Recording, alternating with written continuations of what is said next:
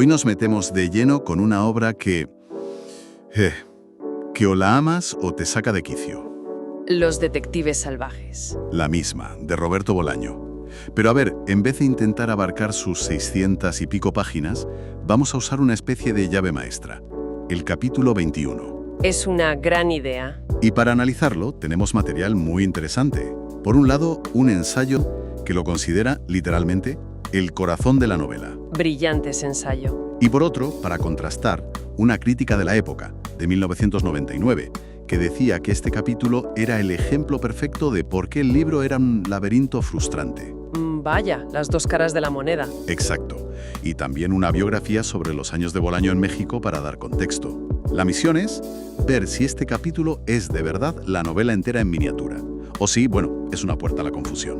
Es un punto de partida perfecto, de verdad, porque este capítulo lo encapsula todo. Encapsula el método de Bolaño.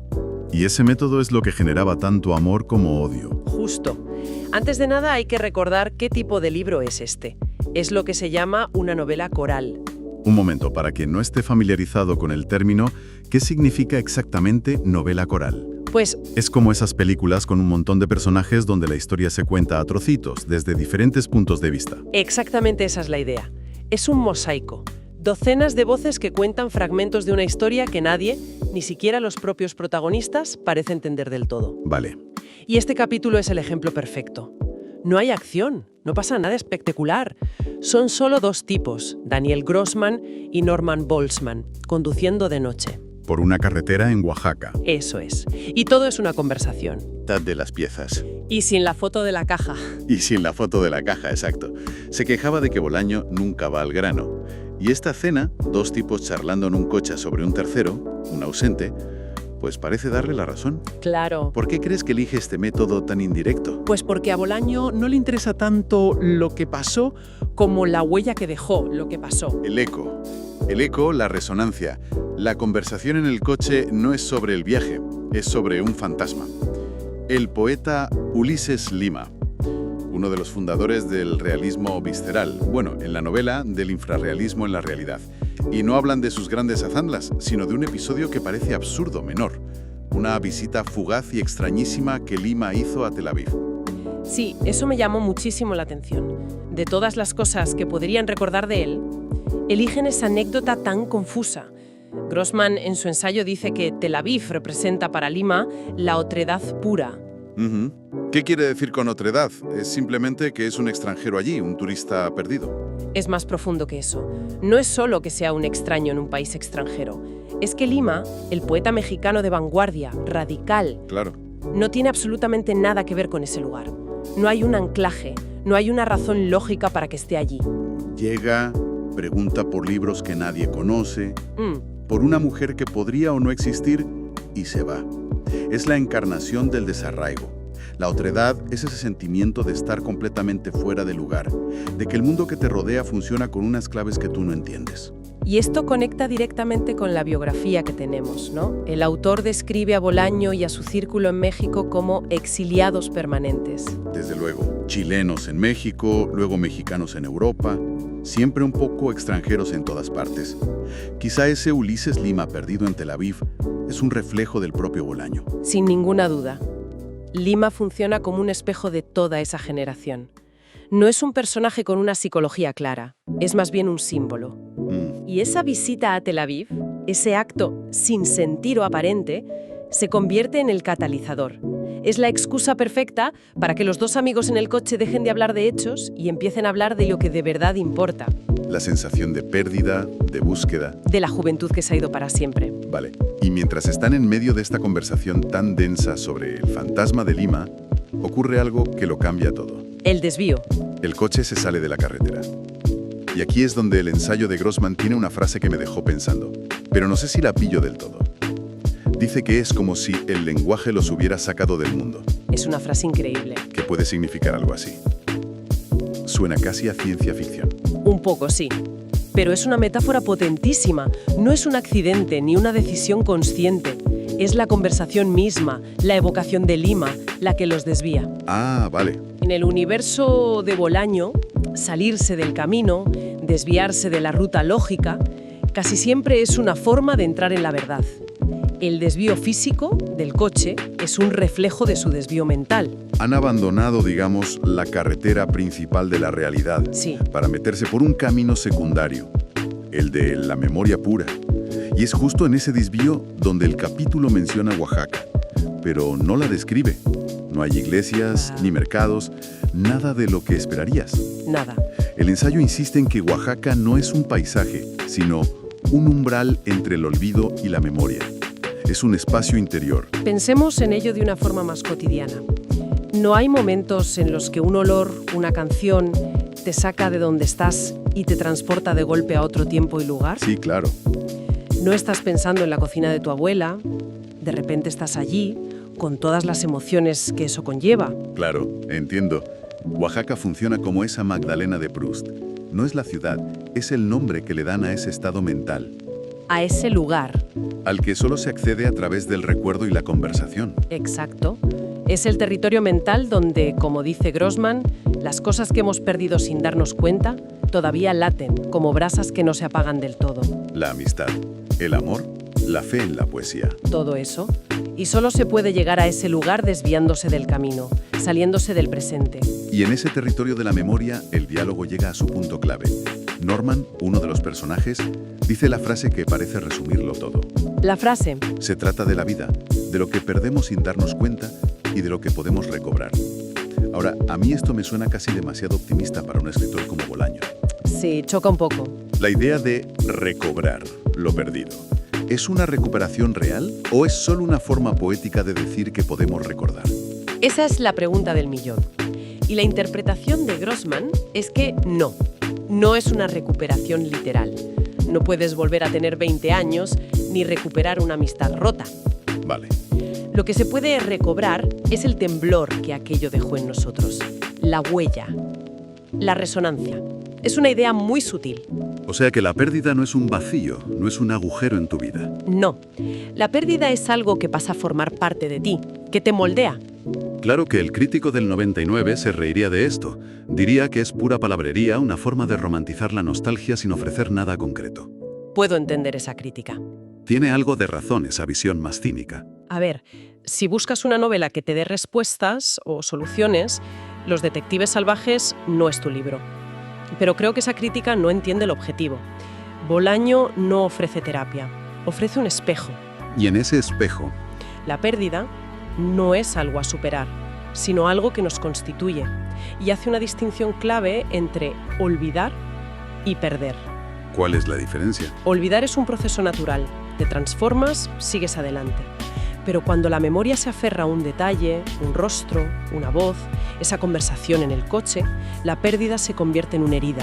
Una herida, como la que parece representar el propio Ulises Lima. Exacto, En este capítulo no es tanto una persona real como la encarnación de esa herida. totalmente.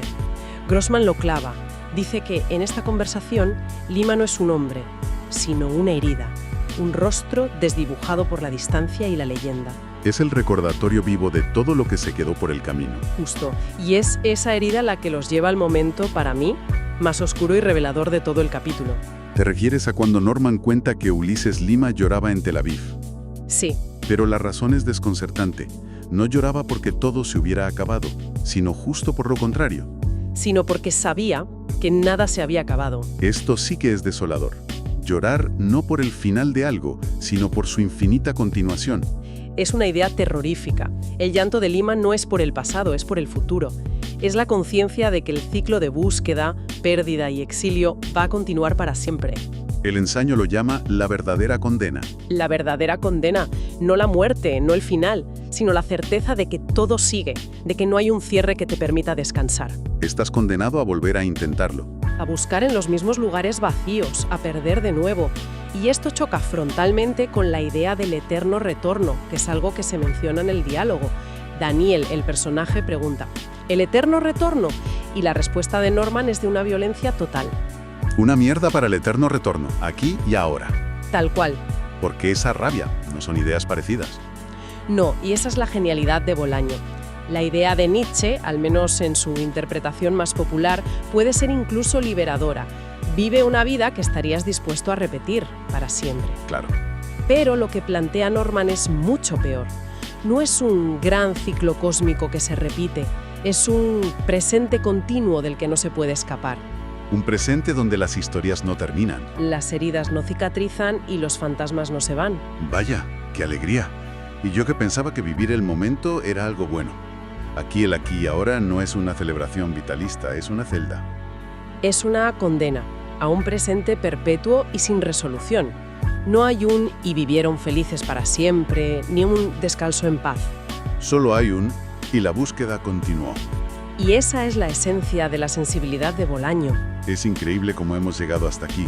Empezamos con una crítica que veía la novela como un caos sin sentido, y al desgranar este único capítulo con ayuda de las fuentes, Encontramos una estructura emocional clarísima. es de todo menos caótica, es precisa, es brutal y es coherente. Un simple viaje en coche se convierte en un viaje a la memoria. Un lugar geográfico, Oaxaca, se transforma en un estado del alma. Y la figura de un poeta perdido se convierte en un espejo de lo que significa estar vivo. Por eso la escritura de Bolaño es tan potente. Te obliga, como a sus personajes, a salirte del camino. Te pierdes en sus digresiones, pero en esa pérdida encuentras un tipo de verdad diferente. El ensayo de Grossman termina con una imagen que creo que lo resume todo. Dice que este capítulo no es una escena, sino una oración rota, un murmullo que todavía nos busca. Una oración rota. Me gusta esa definición. No es una historia completa y cerrada. Es un fragmento que resuena, que te deja pensando. Que sigue trabajando dentro de ti mucho después de haberlo leído. Es la sensación de haber escuchado algo importante, pero sin poder recordarlo del todo. Y quizá esa sea la reflexión final que se desprende de todo esto. Todos tenemos en nuestra vida esas conversaciones a media voz en un coche, esos desvíos inesperados, esos recuerdos de personas que, como Ulises Lima, se han desdibujado con el tiempo. Fragmentos que parecen no tener importancia. La pregunta que queda flotando es: ¿cuáles son esos murmullos o esas oraciones rotas de nuestro propio pasado que, como a los personajes de Bolaño, todavía nos buscan en mitad del camino?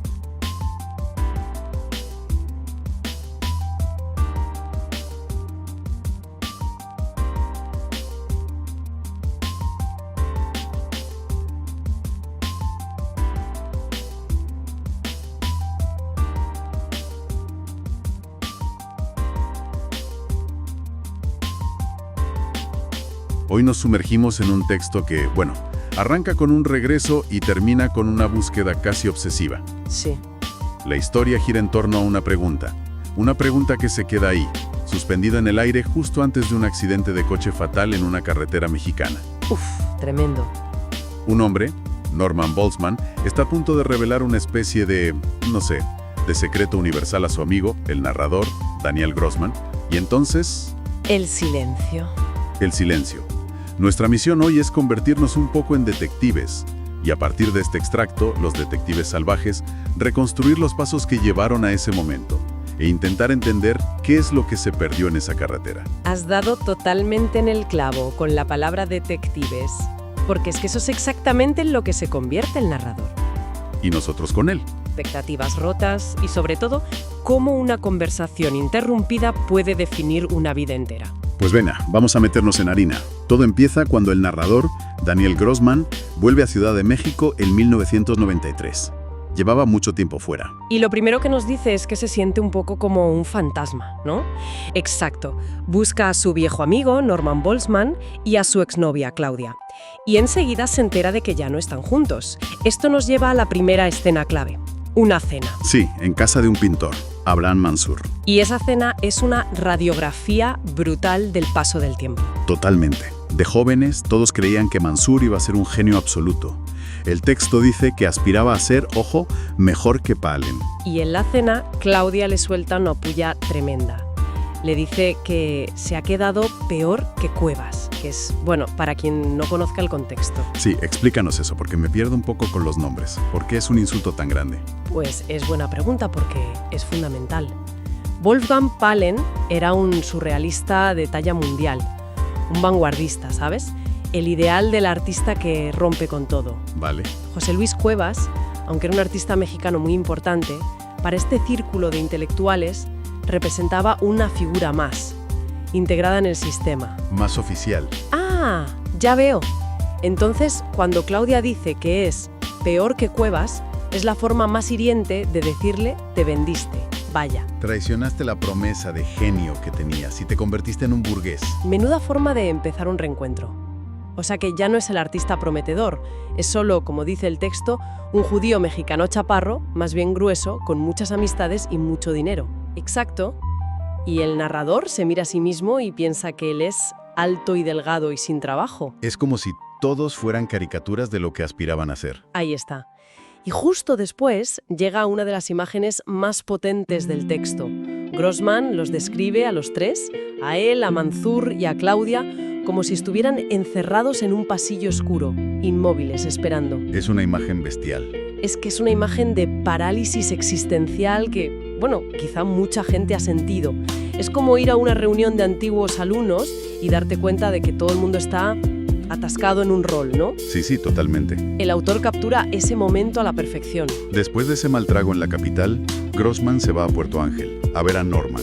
En la costa de Oaxaca. Eso es. El viaje en autobús suena infernal, pero la llegada parece un paraíso. La casa de Norman es un chalet de 2 plantas, rodeado de bugambillas. Y durante 5 días parece que la vida es perfecta. Playa, leer en hamacas, cerveza, paseos. Parece que por fin encuentran un refugio, ¿no? Parece, sí. Pero aquí el texto nos da una pista muy sutil, pero demoledora. El narrador reflexiona y admite. Pensándolo desde mi óptica actual, creo que no hablamos mucho. Claro. No hablamos mucho de nosotros. Hablan de política, de un ensayo de Norman sobre Nietzsche y el nazismo, de todo menos de lo que importa de verdad. Exacto. Sus vidas, sus miedos, la ruptura con Claudia, nada de eso se toca. O sea que esa camaradería perfecta es en realidad una fachada. Yo creo que sí. Es una forma de evasión. Su amistad funciona como un escondite cómodo. Es más fácil hablar de filosofía alemana que preguntar, oye, ¿cómo estás de verdad? Claro. Y el entorno refuerza esa idea. Grossman describe las cabañas de los pescadores como algo frágil. Podría ser una metáfora de sus propias vidas. Parecen funcionales, pero un soplo de viento podría derrumbarlas. Exacto. ¿Un soplo de viento o una pregunta honesta? Y ese soplo de viento llega, pero no en la playa, llega en el coche de vuelta a Ciudad de México. Ese retiro fue la calma antes de la tormenta. Porque el viaje en ese Renault blanco es donde la historia pisa el acelerador a fondo y ya no frena. Totalmente. La conversación empieza de forma muy trivial, pero de repente Norman empieza a hablar. Primero de Claudia y luego de sus propios problemas con las mujeres. Y aquí llega un diálogo que es increíble por su franqueza. Me refiero a cuando Grossman le pregunta directamente sobre la impotencia. ¿No se te levanta? Es una pregunta muy directa, ¿sí? Pero la respuesta de Norman me descoloca. Dice que eso es un síntoma, no un problema.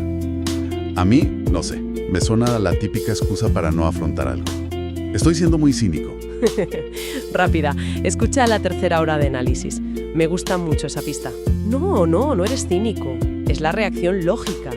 Pero creo que Norman está intentando, de una forma un poco torpe, elevar la conversación. ¿A qué te refieres? Está diciendo que el problema físico es solo el reflejo de algo más hondo, una especie de impotencia, vital o espiritual. ¿Vale?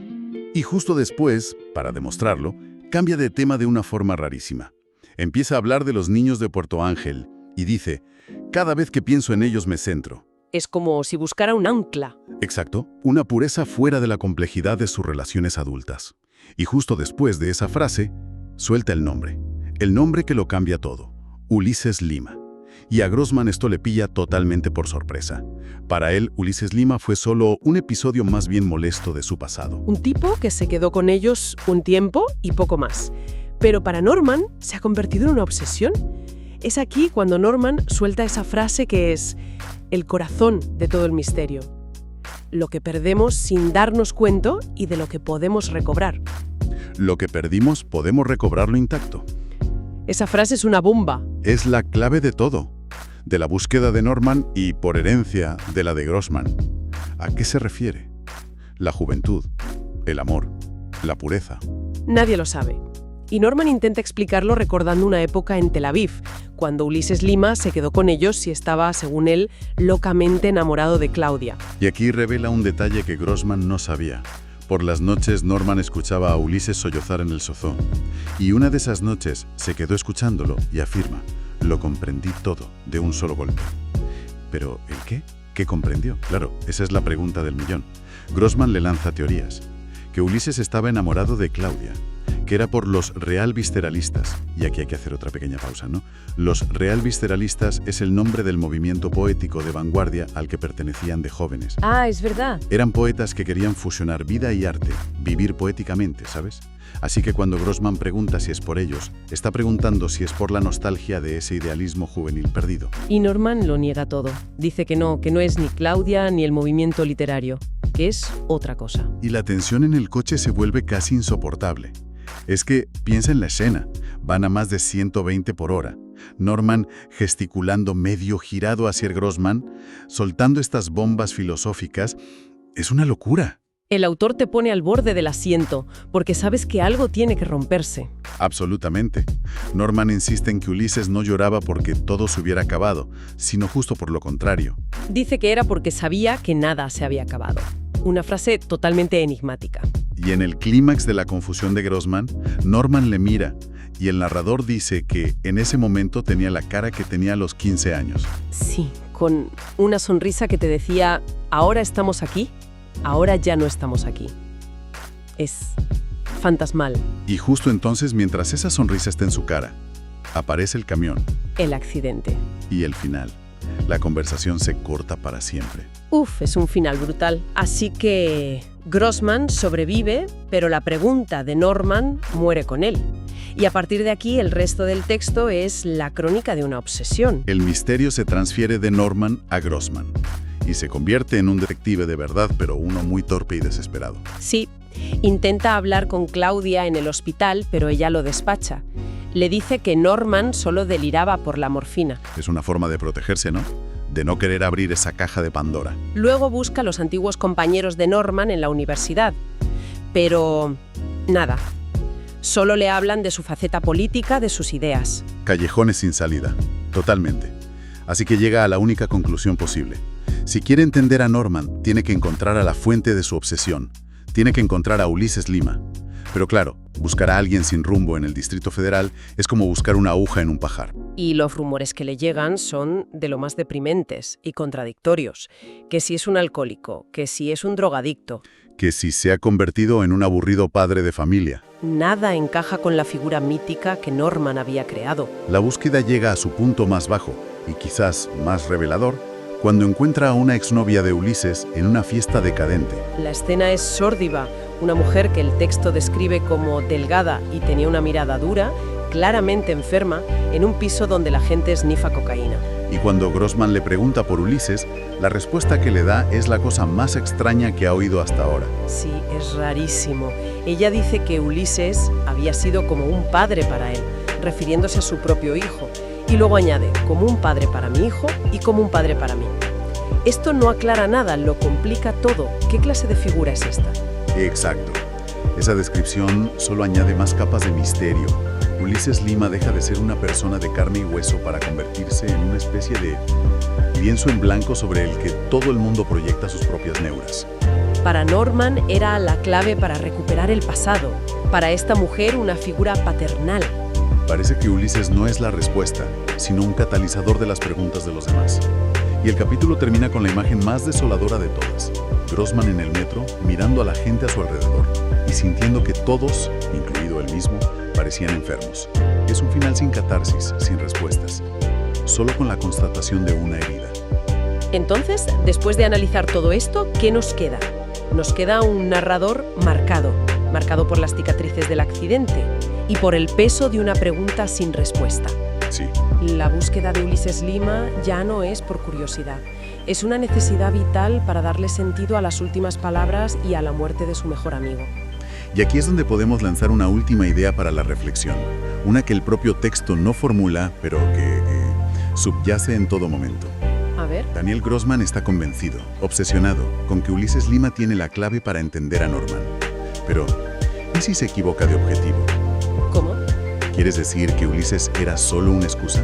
Quizás. ¿Y si Ulises era solo un símbolo?